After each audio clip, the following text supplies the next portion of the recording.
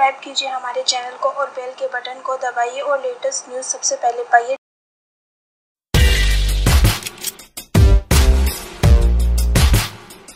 वित्त वर्ष 2016-17 के लिए इनकम टैक्स रिटर्न दाखिल करने की आखिरी तारीख 31 जुलाई है। इस बार इनकम टैक्स विभाग ने टैक्स रिटर्न दाखिल करने की अंतिम तारीख को आगे नहीं बढ़ाने का फैसला किया है। हालांकि संसद से वित्त वर्ष 2017-18 के वार्षिक बजट में टैक्स संबंधी कई बदलाव किए गए हैं। इन बदलावों को अपना रिटर्न दाखिल करते समय आपको याद रखने की जरूरत है। आइए जानते हैं क्या है वो 7 नए नियम। 2.5 लाख से 5 लाख रुपए की वार्षिक आय वाले लोगों के लिए टैक्स दर में 10% से 5% की कटौती के बाद टैक्स में 12,500 रुपए की बचत होगी। वहीं 1 करोड़ रुपए से अधिक वार्षिक आय वालों की 14,806 रुपए सरचार्ज और सेस शामिल की बचत होगी। 3.5 लाख रुपए तक वार्षिक आय वालों को 2,500 रुपए पहले 5,000 रुपए की टैक्स रिबेट मिलेगी।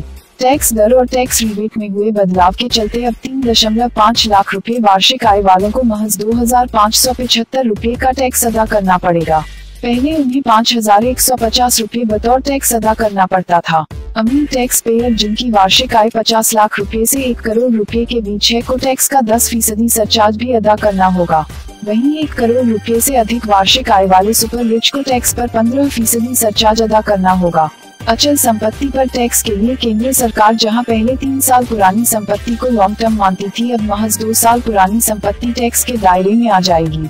इस बदलाव से अब आपकी 2 साल पुरानी संपत्ति को बेचने पर 20% की दर से टैक्स लगेगा। वहीं बेचने के बाद उसे फिर से निवेश करने की स्थिति में वह छूट का हकदार होगा। Long term capital gains tax में हुए बदलाव का फायदा मिलेगा। साथ इस बदलाव से अब संपत्ति बेचने में मुनाफा कम हो जाएगा। वहीं किसी संपत्ति को बेचने में हुए कैपिटल गेन्स को यदि सरकार द्वारा सूचित बॉन्डों में निवेश किया जाता है तो वह टैक्स छूट का हकदार होगा। जिन लोगों की वार्षिक आय 5 लाख रुपए गैर कारोबारी इनकम तक है, उनके लिए 1 पेज का टैक्स रिटर्न फॉर्म जारी किया जाएगा।